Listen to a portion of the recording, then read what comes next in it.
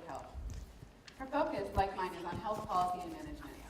And while you can read more about it in the bio, I'll just share that I've been in classes and worked on projects with Margae. Her creativity, kindness, positivity, and relentless dedication to excellence in public health is an inspiration. She's here today to bring her story on a personal level to all of you. Welcome, Margae.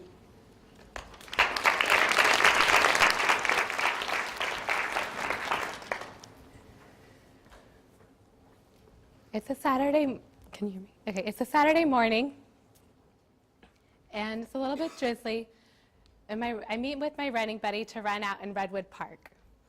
And it's been raining all week, so as we're going along the trails, the trail goes, and it's a great day, but we end up totally muddy. And then the next day, I find out that my knee is a little bit itchy.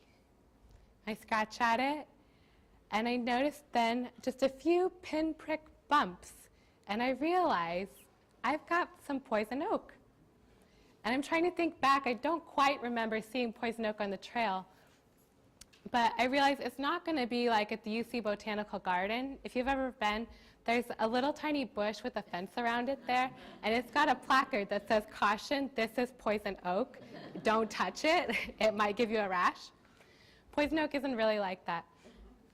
But here I have this rash, and I figure, okay, no big deal. It was a good time. It'll go away. But then the next day, it's not just a couple of pinprick bumps. It's like gotten bigger. And the next day, it's like the size of my whole hand.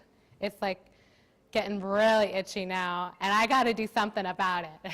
So I go to Walgreens. I've been told there's this stuff called Tech-Nu. Have any of you ever heard of it?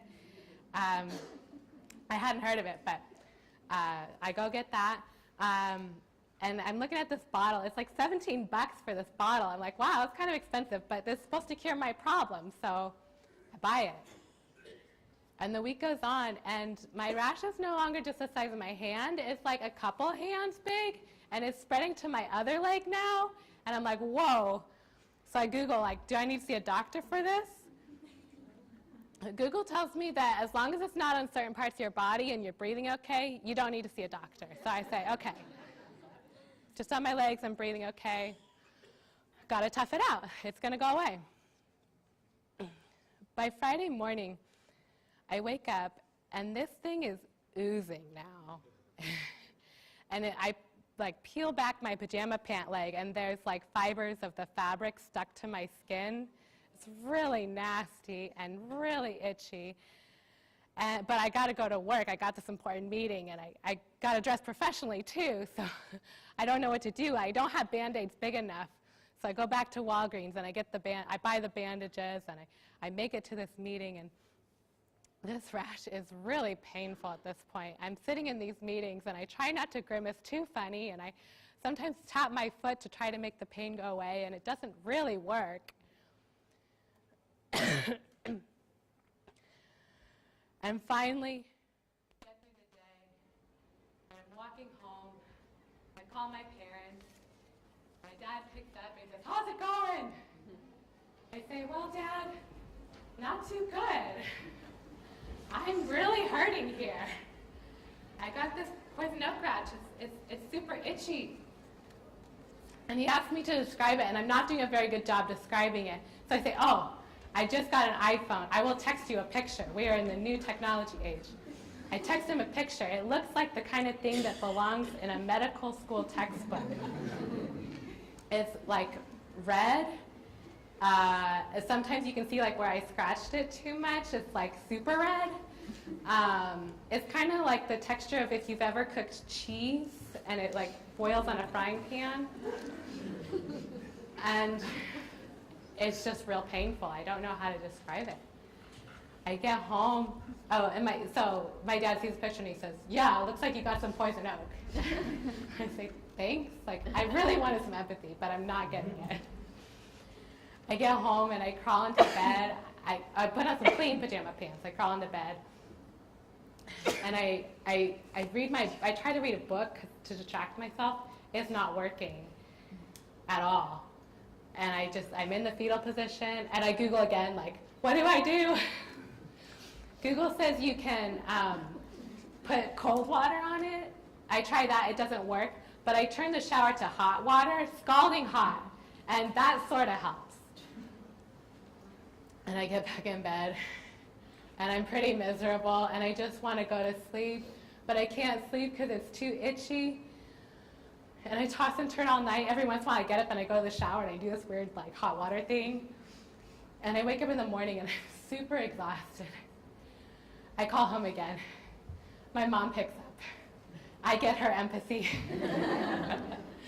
And she says, well, you know, like maybe you should see a doctor. And I was like, no, Google says I don't need to. And I don't even know where I would go to see a doctor because my primary care doctor's in my hometown, which is pretty far away. And she's like, and you know, it's just my mom. Maybe she's overreacting, you know, part of that empathetic part of her. She says, no, like call our insurance nurse helpline. Like they'll let you know. I say, okay, that sounds objective. I call the nurse helpline, describe my symptoms, and the nurse says, yeah, you should see a doctor. So, but I don't know where to go, and I say, can you tell me where to go? And she transfers me to this somebody else. They give me 3 names. I call every single name, and I get a voicemail like, "Thank you for your call. We're not open." So I call the insurance company back and I ask, "Can you tell me more names? Like, I guess I need to see a doctor." They give me more names. I call every single one again. One person picks up the line. They say, your insurance company referred you to us? Yeah, we only prioritize uninsured patients. We're not going to be able to see you. Okay. So I don't know what to do. And I figure, I guess there's an emergency department. So I call them to see if they have like an urgent clinic. They don't have an urgent clinic. They say I can come in, but I'm like, well, isn't that kind of expensive? You know, I thought that Technu bottle was pretty expensive. I was like, can you give me an estimate? And they say, no, sorry, we can't really tell you. Like, call your insurance company. So I call my insurance company again. And they say, no, we can't really tell you what it's going to cost. I'm so frustrated. I have spent all morning on the phone, and I am nowhere near getting this resolved. So when I'm frustrated, one thing I do is I put on my running shoes, and I go out the door. I'm running along, and it's kind of pulsing a little bit. Like I can feel, like, with every step I take, like the blood kind of circulating through this rash. And then it's not just pulsing, it's like throbbing now. And then I'm about halfway around my block, and it feels like with every step I'm taking, it's like sharp shooting pains, and I just give up. I can't run anymore. So I start hobbling home, and I figure, I guess I'll go to the emergency department. And I'm not just concerned about the cost, but I also am conflicted about this decision because I was a public health major in undergrad. And in my classes, we talked about inappropriate healthcare utilization. And usually this was like people that didn't have insurance or like weren't as well educated, maybe had multiple chronic conditions. And I'm like, I'm none of that. Like, I'm pretty healthy. Like, I've got insurance. I have a college degree. Like, what is wrong? Why is it so hard to get the care for this poison oak case? And I just feel defeated walking home. I finally make it to my front door. I open it. I head inside. My roommate's sitting in the living room. She looks at me. We don't say anything because I am just on the verge of tears. And I walk to my bedroom and I just have a little meltdown with myself. And I hear my roommate knock on my door and say, "Margae, are you okay?" She's so sweet. I respond, "Yes, but I'm going to the emergency room." And she says, "Okay, I'll take you." And it's not a question, it's a statement. So I figure I must really be a mess. We get in the car and we go, and We're sitting there now in the emergency room waiting room. There's kind of those plasticky chairs with along the perimeter of the room, and chairs back to back down the middle. There's a TV going, it's playing news. Excuse me. You have to kind of look at it like this if you really want to watch it. So I don't think anybody's really watching it. And we just sit there and wait. It's somewhat quiet, people come in and out. The triage nurse calls me in and asks, so like on a scale of 1 to 10, how's your pain? I'm like, are you kidding me? It's a case of poison oak, like, shouldn't be that big a deal, but I'm clearly here. And he says again, on a scale of 1 to 10, how's your pain? So I say 4, and I go sit down. So then I get called to the intake room. I'm sitting in this little exam room. The person asked me for my insurance cards, and at this point I actually have 2 insurance cards. I have a primary card and I have this catastrophic plan. And I'm like, well, since we're on the subject of insurance, can you tell me how much this is going to cost? And she says, oh yeah, this one will cover everything. And I'm like, well, no, it's not. That's the catastrophic plan with the really high deductible. But I don't tell her that. I just say, okay. And I sit there, and finally a physician's assistant comes. And he's gentle and wonderful. Tell him my story. He gives me a prescription for some pills and an ointment. We confirm the treatment with the doctor.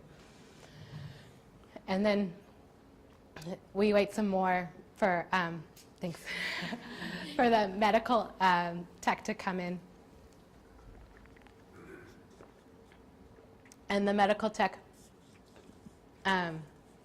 he bandages me up, and he looks kind of cute, so I start a conversation, and I say, so it seems like it's been a busy day. You know, like all this time I've been waiting, I see people pacing back and forth outside the door.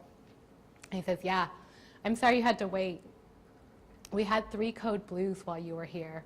One of them almost didn't make it when he arrived. I thought, wow.